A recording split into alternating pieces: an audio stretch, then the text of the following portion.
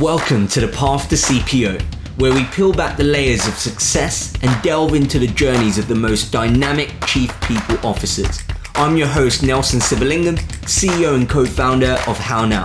Together, we'll explore the trials, the triumphs, and insights of these trailblazers across people, culture, and HR at some of the fastest growing companies in the world.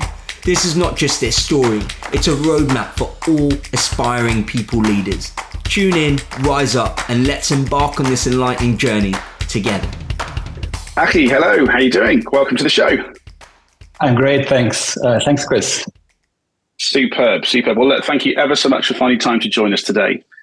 We're really fascinated to learn a little bit more about you, some of those kind of tangible stories and journeys that you've been on throughout your career, as we look to try and share some of those amazing opportunities that people can look for in their own careers as they look to emulate your success and your journey through to being the people leader you are today.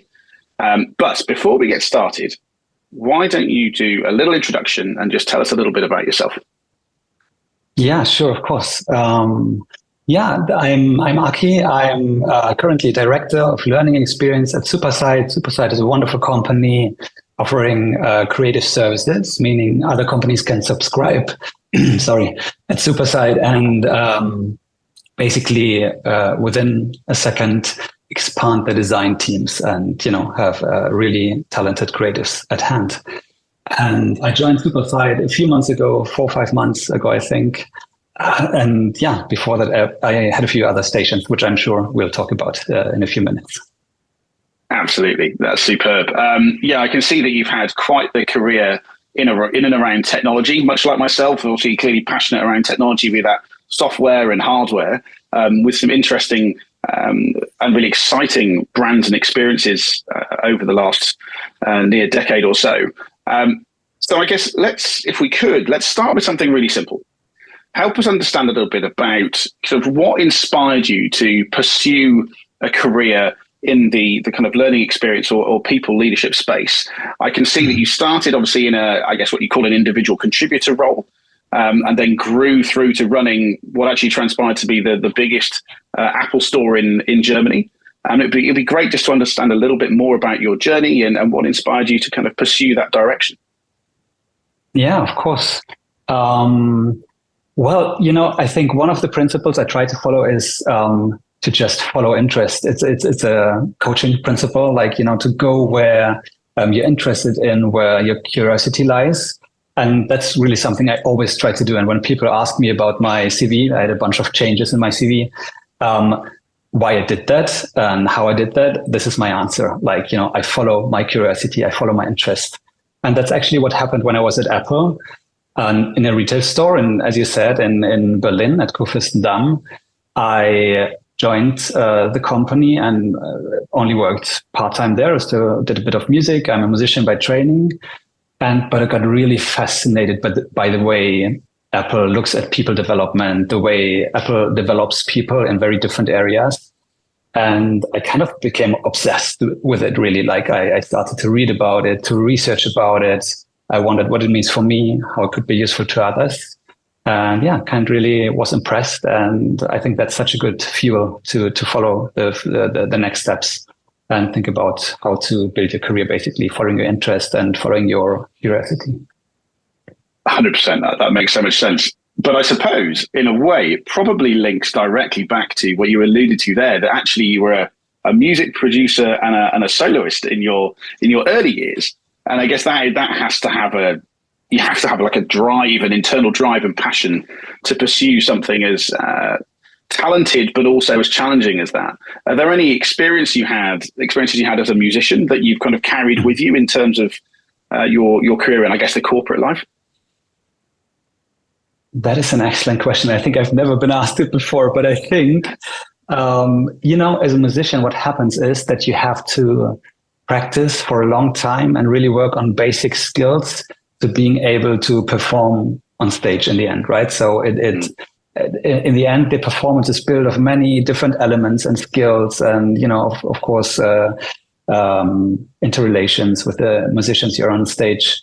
And I think what I learned for sure is really having this long-term perspective and thinking about what are the elements that I need to master in order to be able to, in the end, do something successfully. And, when I started being a musician, I think it was I started playing the saxophone, which was my instrument back then at 10 years old.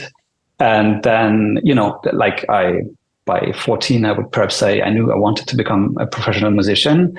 And it's just such a long horizon. And it helped me really to stick with what I wanted to do and really give me this belief that if I just want to get there, I can do it. And so I think I kept that all the time. When I saw something that I wanted to achieve, that I wanted to master after that in my career, it was kind of not easy, but I was used to invest in building skills and then using them much later. And I think that's what holds back a lot of people. That makes so much sense. And I suppose it comes from a place of giving you, this is an assumption, but does it give you a natural confidence to be able to kind of, I guess, own the room, as it were, when it comes to obviously leading, training, mentoring others? One would think that's a natural skill that's essential for any people leader. I think it was a pretty big change for me, to be honest, when I moved from performing on a stage to being in a meeting room. And it brought quite some challenges as well, to be honest, because it's a very different thing. You don't have an instrument with you.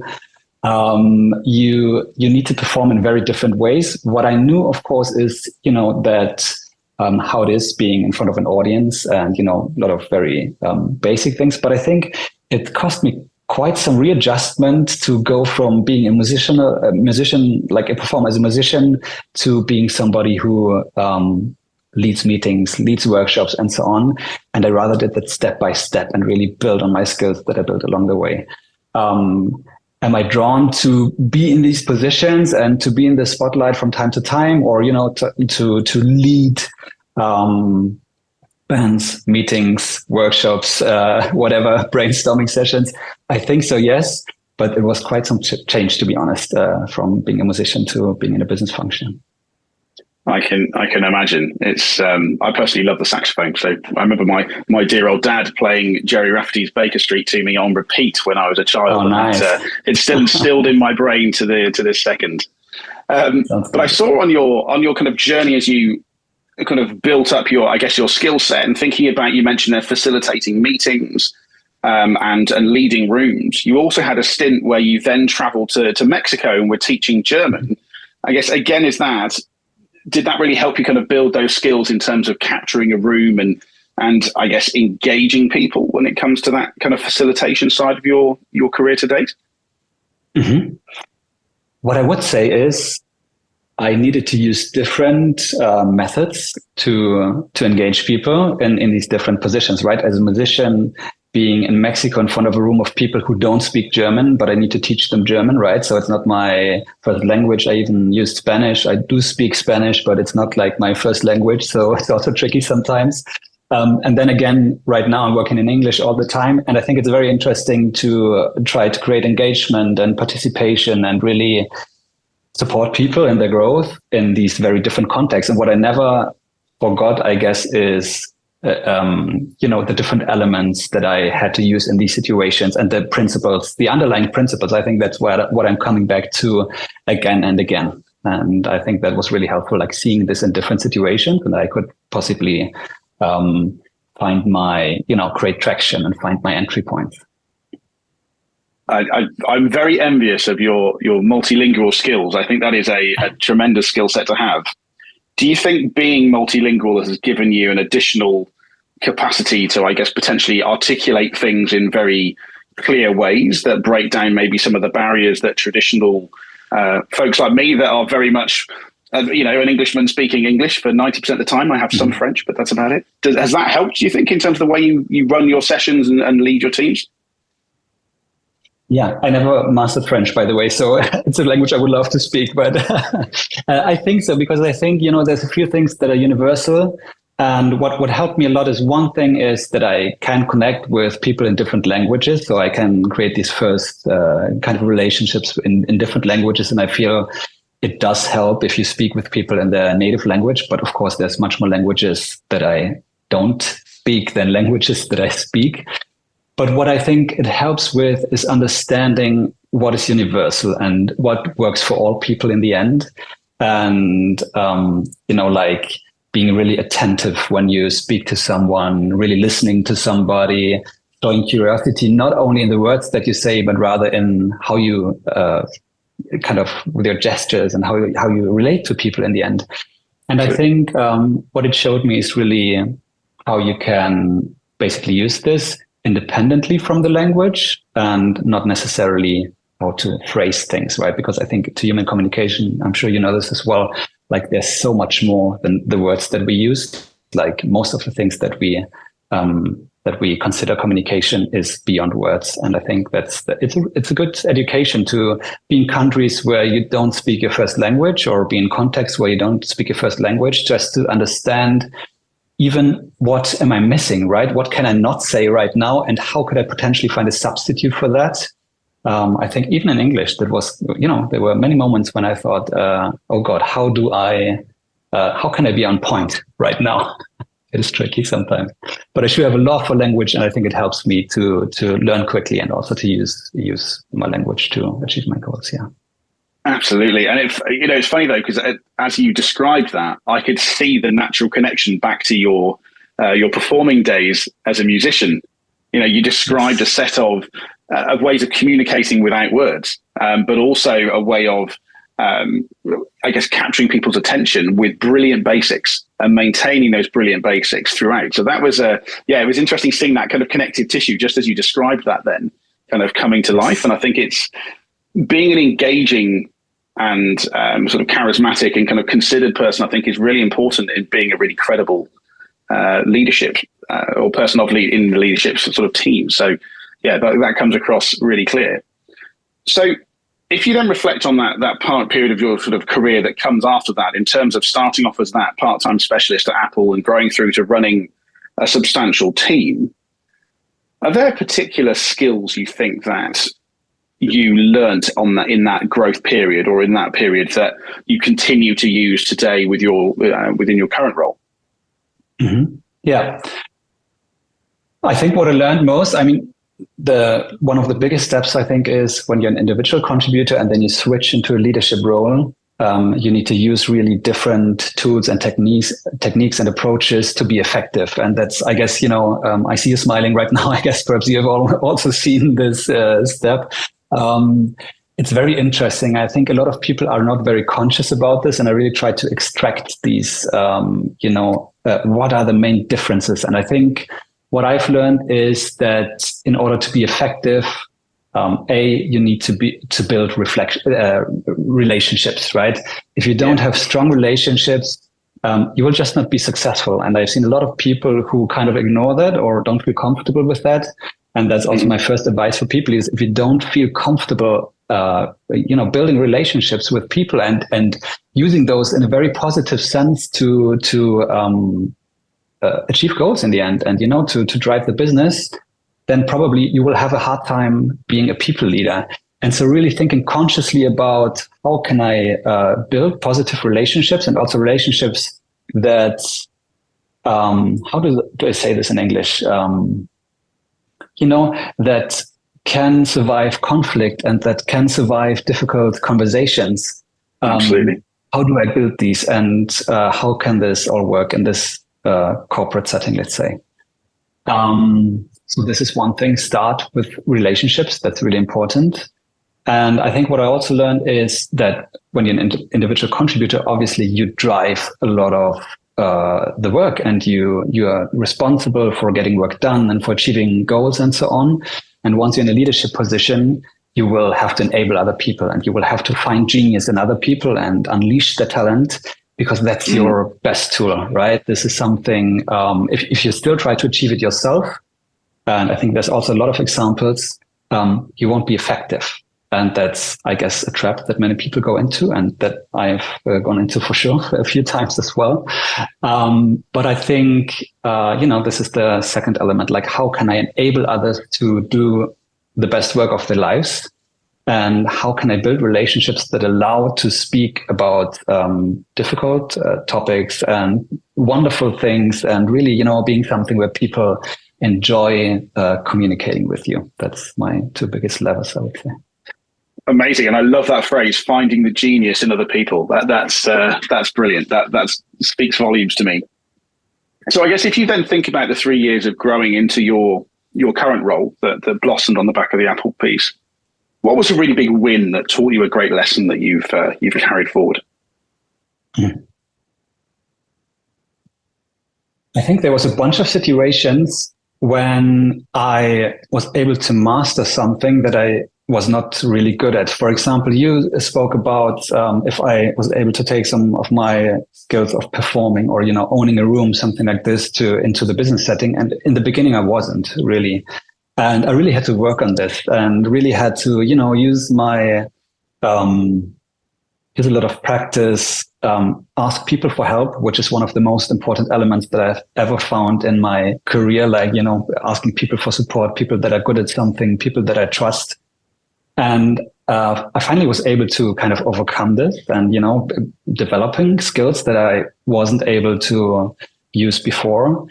And, having these relationships where people are able to give you honest feedback, where you run around and ask people for feedback, for constructive feedback, where you acknowledge that the first time you will be really bad at something, but still 10 times after that, you can be really great at something. And I think that's, for me, one of the biggest learnings that I had from me personally, but also that I try to share with other people so that they can do the same thing. Yeah, and I can really see from the way that you're showing it, it's something you're very passionate about, is that relationship building, being a trusted leader where people can both ask you for help, but also you're not scared to ask for help yourself. And I think that I've seen that as a consistent theme within HR leadership and actually wider leadership, is that having the ability to have almost the courage to be vulnerable, to know who to ask and when to ask for help is a really strong trait in any leader. And I guess it shows a modesty and a willingness to learn. And I think that's absolutely essential. Now, for every success, I think as well. Sorry, no, go ahead. No, I just thought of. I think there's some research by Harvard that builds basically on this assumption, right, that you have to start with empathy. And I think the misunderstanding that comes up really frequently is that if you're empathetic, if you are a leader that starts with relationships, that you can't be that leader who sets tough goals and, drives to achieve goals and all of these things. And I think that's not true. Like, both can happen at the same time. The question is, what do I start with and what is the foundation of my work, and how do I build the foundation for a successful team? And I think it's so important to understand that one doesn't work without the other. So I think both elements need to be there. You need to be really clear about expectations and you need to be clear about performance. But if you don't start with creating psychological safety, and if you don't start with helping people to bring their full self to work, then you will never have the team that you need to achieve great stuff. And I'm speaking about it because I've heard this many times. And, I'm a person that most of the times when I come into a room, I can seem very soft and, very relatable. I hope at least that I do. And I've heard so much this misconception of people thinking, then you can't be tough enough. And I really think that's not true. And I really want to give people the courage to strengthen this side, while not forgetting that setting goals and achieving results is something that's still needed, and it can go hand in hand. Absolutely. I think it's a remarkably difficult skill to hone, is the ability to be that trusted leader, the compassionate leader that listens, that has a side of vulnerability when they're showing that they are open to feedback and you want to impart knowledge, but at the same time can still have the capacity to have a performance conversation, or to be able to help someone understand why they're being asked to do something, because often that articulating that can be a real challenge for someone that doesn't want to break the bond almost that they've built within the team. So I guess if you had a tip for someone that was wrestling with that themselves as a compassionate leader, how would you think about giving someone some advice on how to approach maybe a tough conversation when still trying to be a passionate people leader? Or a compassionate people leader, probably a better way of putting it. Yeah. I think one mantra that I have in my head again and again is be clear and kind at the same time, right? And both is possible at the same time.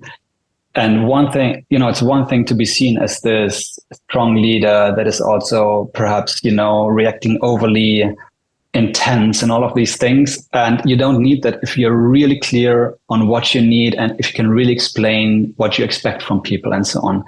So my path was going for real clarity and formulating really well what my expectations are, while being kind. I think those two go so well hand in hand.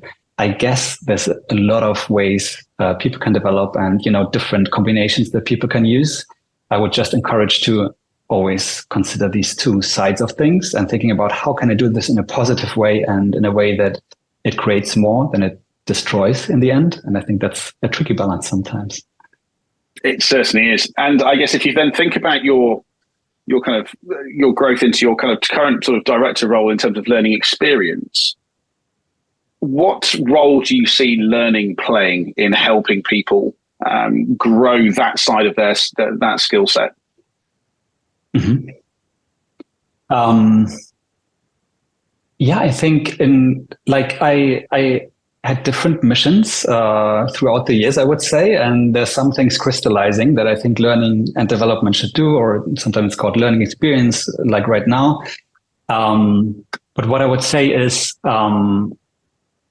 in the end, we need to make sure the learning function is closely connected to business results that we want to achieve. Mm-hmm. So if there's no connection, the problem is we will become obsolete. And in the end, it won't be good for anyone. And at the same time that we are able to address the needs of people and, really do relevant stuff for people. So having both of these sides, ironically, I think very often both sides are disconnected in companies. Sometimes it's, just we have training waves and training happening without thinking about, is this even relevant for people? Should all the people participate even? Do I have to run this training for 400, 500 people? Or is it just for a few people? And then sometimes you have this nice to have training, I would call it perhaps, that has no direction or no concrete outcome. And, this is not good either. And I think having both of these elements covered, starting with what I try to do, and in the meantime is really starting with this kind of business relevance to making sure what we do makes sense, and your life will be so much easier afterwards because you will have the support of senior leadership and you will have more space and possibilities if you make sure you have this side. And at the same time, making sure, are we listening to people? Is it relevant to them? One of the adult learning principles, right? Does it solve the problems in the end, help them achieve their goals? If we have those two elements, I think we are on a good path. But this is how I see the learning function connected within a company, ideally.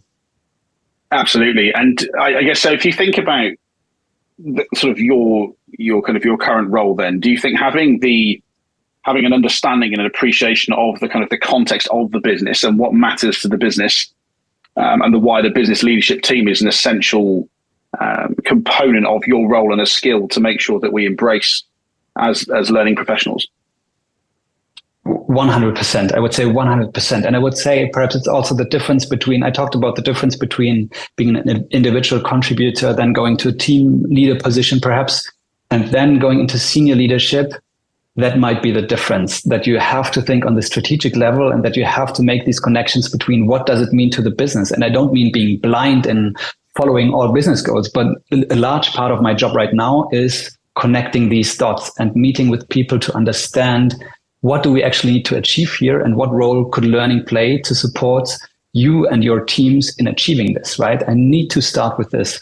And a huge part of my work is really thinking about this level of what role can learning play there? And I'm even going in without this question of which training do we need to run or which learning initiative do we need to start? Because very often it's not helpful to start with this, solution mindset, but rather thinking about, I need to understand the business first, and then I can make a judgment call and, consult with my team to understand how could the learning experience potentially help in achieving these goals. And this is certainly a theme we're seeing and hearing more and more from people like yourselves, is the need to connect learning outcomes to business outcomes. And I think that is it is both a skill set to be able to understand what both of those mean, but then to show the connective tissue, which demonstrates the return on investment of learning, I think is a fascinating, probably another whole podcast in its own right. Yeah, for sure. They're challenging them as well. So no easy solutions here. Isn't it just? So I suppose, for every initiative that you've introduced, do you have any where you've had to kind of fail fast and learn from that failure? Are there any particular examples you can share with us? Mm-hmm. I think it has transformed quite a bit how I approached this in the beginning of my career and how I approach it now. Because right now, the first thing that I do is I talk about what is our success measurement, right? And people are throwing stones at me sometimes because I'm asking this so often and really discussing the intended outcome versus how I did this before. What I tried to do really early on in my career is starting with learner satisfaction. For example, I built a leadership development program at TaxFix, which is really a lean program based on basically a learning journey, starting with a workshop on certain skills for leaders and having micro-learning check-ins, reflection sessions, and so on. Don't want to go too deep now. But in the end, I try to measure the success in learner satisfaction, that they report that they do stuff differently afterwards, and so on and so on. And I'm still proud of the program, but I think what it was missing is in the end, like, what is the impact on the business in the end, right? How can I make this connection to our larger goals? And it's hard to say if you don't start with this. And that's kind of the change that I did in my, I would say, the past months and years, is really thinking about this. Where do I need to go and how can I get there? And really starting with this outcome and really avoiding vanity metrics like your completion rates or learner satisfaction in the end might be a vanity metric as well, right? Because people might be happy with something, but it's not relevant to the business or it's not effective even in really building skills. I can have a good experience while I'm still not really adopting any new approaches or behaviors, and really making sure to have this very analytical side and really thinking about what do I need to achieve, and then thinking about what are the solutions to get there. That was kind of one of the game changers for me. And I don't see this very frequently, to be honest, in companies being practiced. And that's why I think it's so exciting to work on this as well. Without a shadow of a doubt, that is a huge kind of tip and something that I think we should all keep front and center of mind. In my career, I've worked across a number of different areas of HR, from employee engagement, performance management, recruitment, and they are all deeply wired with and entrenched around vanity metrics. We've got the time to hire down to X number of days, but actually what we're not talking about is actually, did these people actually end up being more productive more quickly, which is actually the business impact component. And the same goes for, you can have a fantastic performance process, but actually if people aren't getting meaningful feedback, which means they perform better, again, we're focusing on the vanity metric, but not the actual outcome. So I think that commercial awareness and business awareness that you described, I think is a really, really strong theme that is coming through. And I can see how you've really harnessed that in your more recent roles. So I suppose if we flip this to thinking more broadly around your role as a leader, what advice would you give to someone that's interested in just more broadly pursuing a career in leadership? Mm-hmm. That's a big question. It is a huge question. Maybe top 3 tips. Maybe that would be an easier way of thinking of it. Yeah, sure. I think, one thing is start with really understanding the role. So really thinking about what is it that these roles require. And I think, there's a very specific setting that you need to like as a leader, especially as a people leader. And I would really encourage people to explore this and to, before jumping into, wanting to develop into a role, really going to interview people, having conversations and really understanding what does their day-to-day look like. And is this really something that I would enjoy? And is this something that where I can find skills that I would like to develop? because if you don't, it's not only bad for yourself, but it might be bad for a lot of other people as well. And I think that's what happens a lot, is that people pursue leadership positions for the sake of career progression, which is 100% understandable. But I would always give this, have this check, is this really something that I enjoy? Because if you don't, like, it will be very challenging. That's my number one. My number two is, and I just mentioned this, is about thinking about leadership broken down into skills. And I think we often think about leadership as something mystic and, something based on personality. And some people are born with it and some are not. And like, it's not something that you can really learn. And while I think it is still important to have good intentions, and some personality types might have it easier to get into certain leadership positions, I think the basic skills, the foundations of leadership, can be practiced and can be trained. And there's a lot of good resources out there. There's great communities around this where you can exchange with other people. So really thinking about these elements of that you need to develop in the end to become a great leader. And the last thing, and I'm going a bit from big to small here, perhaps the most important skill that I've learned, and that if I could teach them to everyone, I would, is really asking great questions, really adopting this coaching mindset, and really being able to drive conversations and to drive communication by how do you say this? Driving attention and awareness around certain topics versus giving a lot of input. And I think that's a huge misunderstanding as well, that once you're in a leadership position, you have to know stuff, you have to give direction all the time, you have to say where to go, while in reality, it's about enabling others to develop all these ideas and work on projects, and then making judgment calls, of course, sometimes to understand what is the best way to go right now. But really asking insanely great questions. I think if you enjoy this, it's one good step in the direction of a leader. I think those are invaluable, and what a brilliant summary for anyone aspiring to work and build up into a leadership position. So I really appreciate you taking us through that, Aki. So to finish, if you'll indulge me, I have a couple of quick fire questions for you. Okay. And we'll go through a couple and then we'll wrap up. So my first question, and I think this is one that is applicable to everybody, is when you think about planning your day and you've got lots and lots of spinning plates, as it were, to use a very English expression, what's your favorite productivity hack? Taking a piece of paper and writing down the 3 most important things, forgetting all my to-do list, forgetting everything that I have on my computer to organize my stuff, and just thinking about what is really important right now. That's my top tip. Besides really protecting your calendar and really managing your time. Like what I tell my team a lot is like, own your time. It is yours and you can decide what to do with it. I love it. Top 3 and owning your calendar. I think that is a brilliant start. Now, some people are readers. Some people like to listen to things. I'm definitely more of a podcast kind of guy. Do you have a particular book or podcast you're listening to or would recommend at the moment? Mm-hmm. I love the Huberman Lab podcast. I don't know if you know it, but it's basically a podcast based on different scientific research. And Huberman is the name of the host. And he'll invite different people from very different disciplines, which is super interesting.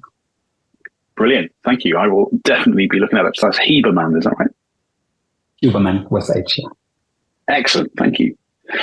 And my last one, if you reflect back to all that time, both working for great people and also mentoring great people, what's the best piece of advice that you've been given in your career so far? Mm-hmm. Dear Lord.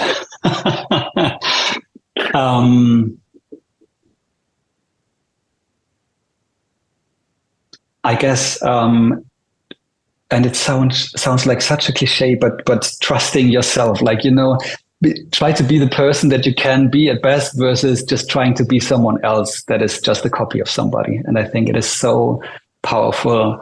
And I'm getting closer, I'm not there. I don't think I'll ever be, but I try to be more and more the person that I feel I am and that I feel I can really follow with my whole heart versus trying to be a leader that looks ideal, let's say. That resonates with me on so many levels. I definitely started my own career trying to emulate all the sort of skills or sort of personalities of other people that were really good at the job. When actually you realize, I think you come to a point where you realize actually you have value to bring in yourself as your true authentic self. And that feels like a very poignant and relevant place to finish. It's actually, it's National Pride Month here. Inclusion is, and being comfortable in your own skin is essential. You talked about psychological safety, like what an amazing sort of connection to bring us to a close today. Thank you for listening to another brilliant episode of L&D Disrupt, the podcast that's powered by HowNow. Our learning experience platform helps companies bring relevant learning and skills into the flow of work to make meaningful learning a part of everyday work. But don't just take our word for it.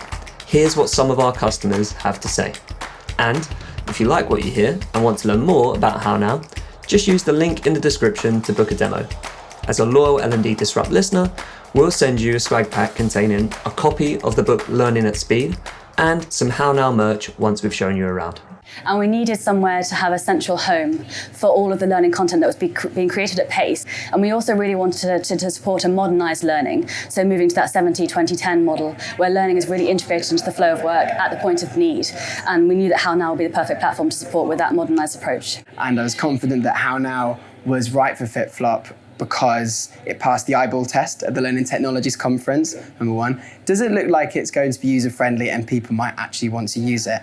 My previous companies, I'm used to using very clunky LMSs that don't do much to help with engagement. We've just launched HowNow actually, where I am at the moment with Lucid Group, and what we've focused on is the building of habits around learning.